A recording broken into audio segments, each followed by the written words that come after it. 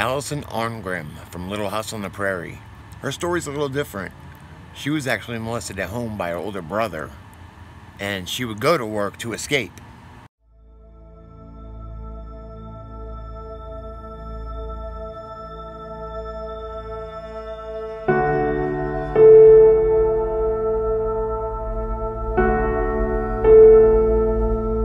I think more people, I hope, are more aware of sexual abuse in Hollywood now than they used to be, but there's terrible people. See, the way child predators work, it's like the old thing about Willie Sutton, why do you rob banks? It's where they keep the money. Child predators go, well, where are they keeping the children? And where might there be some children who are not being supervised all the time by their parents? Oh, look, agent, child manager, photographer, casting director. These are also things where a child predator will say, oh, wow, what if I got a job doing that? How many parents would leave their kid alone with me? There's been a few managers who've gotten arrested and gone to jail, not long enough, but they got caught. But before they got caught, there were parents dropping their kids off at these guys' houses.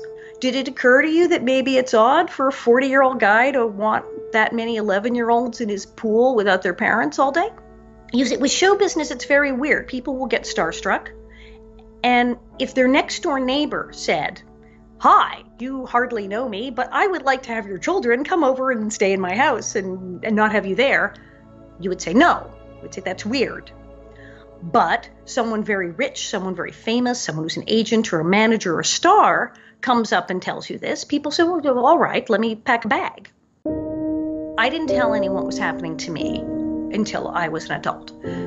As an adult, I look back and I go, how stupid was that? I had people I could have told. Can you imagine if I had told Michael Landon or anyone on Little House on the Prairie? Of course they would have done something. But you don't think of that when you're a kid. You don't know. You don't think like a grown-up. More and more people are coming out. Roman Polanski took photos of me naked in fur on the beach in Malibu. I was 10 years old. He went on from there. This ends now. I was 35 years old when Bill Clinton, Arkansas Attorney General, raped me and Hillary tried to silence me. I am now 73. It never goes away. Oh, and speaking of scumbags, look what I found. Adventures in a TV Nation. Michale Moore. Well, we're gonna burn this piece of shit.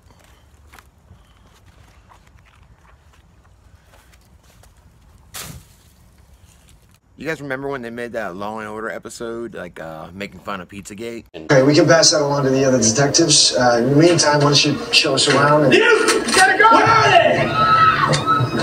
they? The girls. Where? I don't know. What girls? The girls in the basement? It's kind of funny that one of their directors, Jace Alexander, was arrested for child pornography charges the same year that Pizzagate broke. A former director from the television show Law and Order is sentenced to probation on child pornography charges. Jace Alexander was given 10 years probation on June 28th after being arrested on 2 charges of child pornography in 2015. According to the district attorney's office, prosecutors found files of children under 15 engaged in acts of pornography on Alexander's home computers and external hard drives. Alexander pleaded guilty to promoting a sexual performance by a child and possessing an obscene performance by a child. He faced up to 7 years in prison and was released on $10,000 bail. In addition to probation, the 52-year-old must now register as a sex offender in his home state of New York.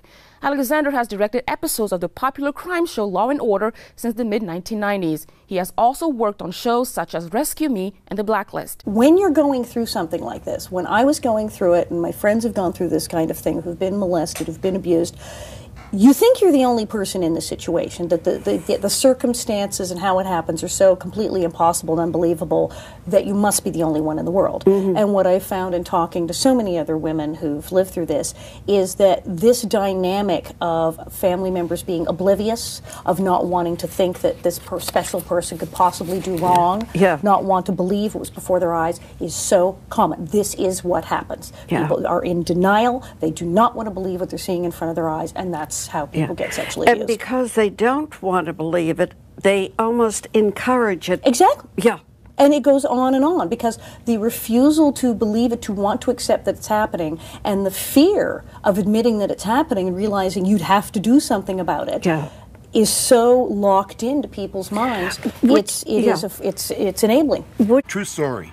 2002 or 3, I was in a Subway, Surfside Beach, South Carolina.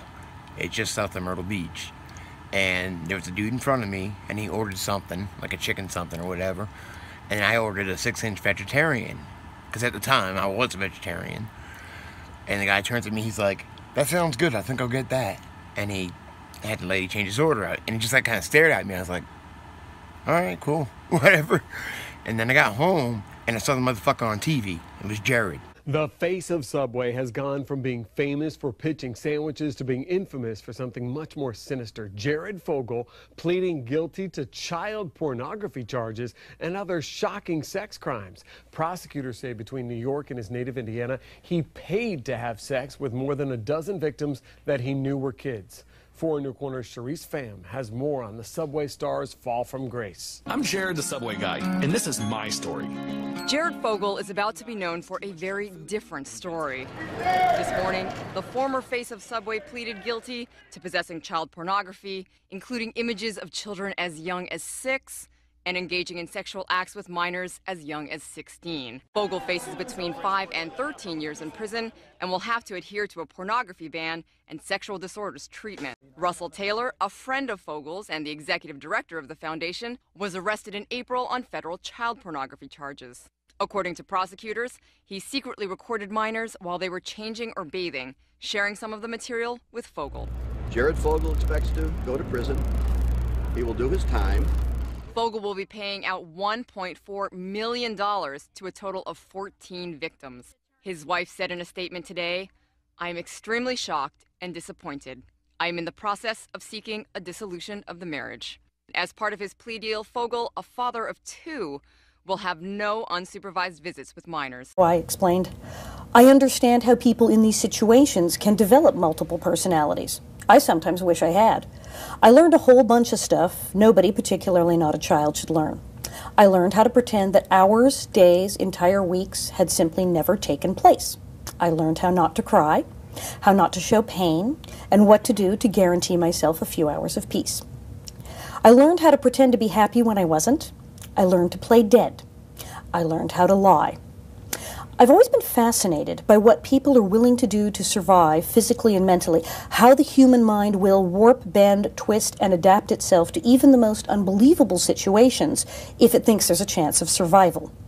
When I was a bit older, my friends used to ask me why I had so many weird books about people in horrible situations, stuff about wars, plagues, the Holocaust. It was because I was fascinated by how these people lived through such horrors and survived, not just physically, but mentally and emotionally. I was looking for help in that department. This business is not for kids. I'm not trying to say the business is all bad, but it's definitely for adults. It's a tough business, and you don't have the opportunity to grow and learn things that kids learn the normal way when you're working all the time. Your school is interrupted and just your life process is interrupted. Fucking stoned. This is what happens. People are in denial. They do not want to believe what they're seeing in front of their eyes.